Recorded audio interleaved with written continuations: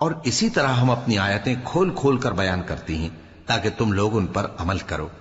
اور اس لیے کہ گنہگاروں کا رستہ ظاہر ہو جائے۔ اے پیغمبر، کفار سے کہہ دو کہ جن کو تم اللہ کے سوا پکارتے ہو مجھے ان کی عبادت سے منع کیا گیا ہے۔ یہ بھی کہہ دو کہ میں تمہاری خواہشوں کی پیروی نہیں کروں گا، ایسا کروں تو گمراہ ہو جاؤں اور ہدایت یافتہ لوگوں میں نہ رہوں۔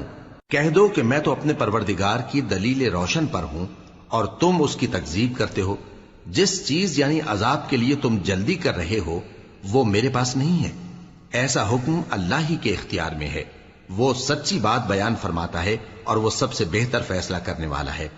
کہہ دو کہ جس چیز کے لیے تم جلدی کر رہے ہو اگر وہ میرے اختیار میں ہوتی تو مجھ میں اور تم میں فیصلہ ہو چکا ہوتا، اور اللہ ظالموں سے خوب واقف ہے۔ اور اسی کے پاس غیب کی کنجیاں ہیں جن کو اس کے سوا کوئی نہیں جانتا، اور اسے جنگلوں اور دریاؤں کی سب چیزوں کا علم ہے، اور کوئی پتا نہیں جھڑتا مگر وہ اس کو جانتا ہے،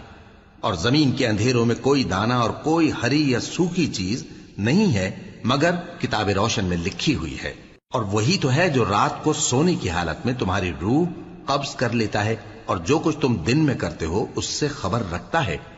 پھر تمہیں دن کو اٹھا دیتا ہے تاکہ یہی سلسلہ جاری رکھ کر زندگی کی مدت معین پوری کر دی جائے،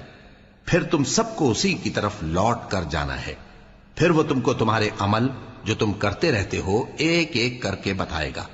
اور وہ اپنے بندوں پر غالب ہے اور تم پر نگہبان مقرر کیے رکھتا ہے، یہاں تک کہ جب تم میں سے کسی کی موت آتی ہے تو ہمارے فرشتے اس کی روح قبض کر لیتے ہیں اور کسی طرح کی کوتاہی نہیں کرتے۔ پھر قیامت کے دن تمام لوگ اپنے مالک برحق اللہ تعالی کے پاس واپس بلائے جائیں گے۔ سن لو کہ حکم اسی کا ہے اور وہ نہایت جلد حساب لینے والا ہے۔ کہو بھلا تم کو جنگلوں اور دریاؤں کے اندھیروں سے کون نکال لاتا ہے جبکہ تم اسے عاجزی سے اور چپ کے پکارتے ہو اور کہتے ہو اگر اللہ ہم کو اس تنگی سے نجات بخشے تو ہم اس کے بہت شکر گزار ہوں۔ کہو کہ اللہ ہی تم کو اس تنگی سے اور ہر سختی سے نجات بخشتا ہے، پھر بھی تم اس کے ساتھ شرک کرتے ہو۔ کہہ دو کہ وہ اس پر بھی قدرت رکھتا ہے کہ تم پر اوپر کی طرف سے یا تمہارے پاؤں کے نیچے سے عذاب بھیجے یا تمہیں فرقہ فرقہ کر دے اور ایک کو دوسرے سے بھڑا کر آپس کی لڑائی کا مزہ چکھا دے۔ دیکھو ہم اپنی آیتوں کو کس کس طرح بیان کرتے ہیں تاکہ یہ لوگ سمجھیں، اور اس قرآن کو تمہاری قوم نے جھٹلایا حالانکہ یہ سراسر حق ہے۔ کہہ دو کہ میں تمہارا داروغہ نہیں ہوں، ہر خبر کے لیے ایک وقت مقرر ہے اور تم کو عنقریب معلوم ہو جائے گا۔ اور جب تم ایسے لوگوں کو دیکھو جو ہماری آیتوں کے بارے میں بےہودہ بکواس کر رہے ہوں تو ان سے الگ ہو جاؤ یہاں تک کہ وہ اور باتوں میں مصروف ہو جائیں، اور اگر یہ بات شیطان تمہیں بھلا دے تو یاد آنے پر ظالم لوگوں کے ساتھ نہ بیٹھے رہو، اور پرہیزگاروں پر ان لوگوں کے حساب کی کچھ بھی جواب دہی نہیں، ہاں نصیحت تاکہ وہ بھی پرہیزگار ہوں۔ اور جن لوگوں نے اپنے دین کو کھیل اور تماشا بنا رکھا ہے اور دنیا کی زندگی نے ان کو دھوکے میں ڈال رکھا ہے ان سے کچھ کام نہ رکھو،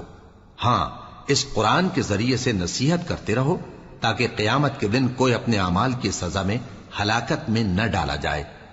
اس روز اللہ کے سوا نہ تو کوئی اس کا دوست ہوگا اور نہ سفارش کرنے والا، اور اگر وہ ہر چیز جو روئے زمین پر ہے بطور معاوضہ دینا چاہے تو وہ اس سے قبول نہ ہو۔ یہی لوگ ہیں کہ اپنے اعمال کے وبال میں ہلاکت میں ڈالے گئے، سو ان کے لیے پینے کو کھولتا ہوا پانی اور دکھ دینے والا عذاب ہے، اس لیے کہ کفر کرتے تھے۔